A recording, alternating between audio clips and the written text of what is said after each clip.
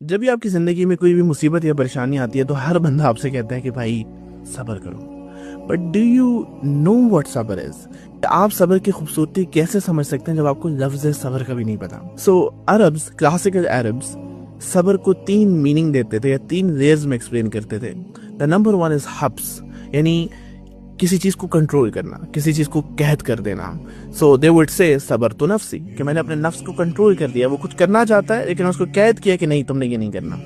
اسی طرح وہ ایک جانور کو کہیں باندھ دیتے اور دور سے اس پہ نشانے لگاتے تھے.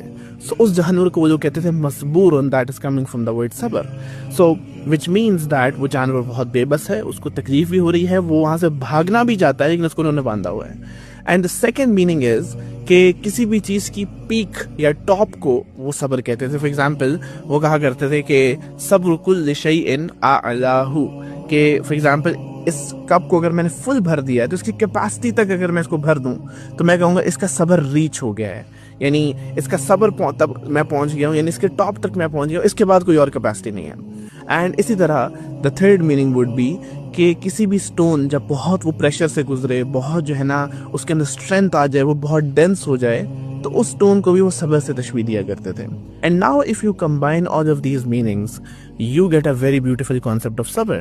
دیٹ جب آپ کو اللہ سبحانہ تعالیٰ کہہ رہے ہیں کہ اصبر، میرے بندے صبر کرو، اٹ مینس دیٹ اللہ سبحانہ تعالیٰ از ٹیلنگ یو کہ میرے بندے آئی نو کہ تم بے بس فیل کر رہے ہو.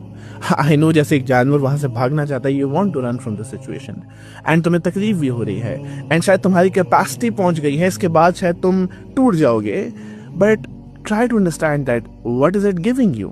یہ تکلیف، یہ پریشانی جو تم اپنے نفس کو کنٹرول کر رہے ہو، what is that giving you? It is giving you the strength, and it is giving you a beautiful strength to cope with anything in your life. And now when we say na کہ ان اللہ مع الصابرین، this ayah is then so beautiful. ایک اللہ identify کر رہے ہیں کہ مجھے پتا ہے تمہارے اوپر تکلیف ہے، تمہارے اوپر پریشانی ہے، تمہیں تکلیف بھی ہو رہی ہے، تم اس سچویشن سے نکلنا بھی چاہتے ہو، but I am with you. And جب اللہ آپ کے ساتھ ہے، imagine the strength. So next time when you tell someone کہ صبر کرو، یا they tell you کہ صبر کرو، try to understand that صبر is beautiful because the word is beautiful and because صبر gives you the معیت and companionship of Allah subhanahu wa ta'ala.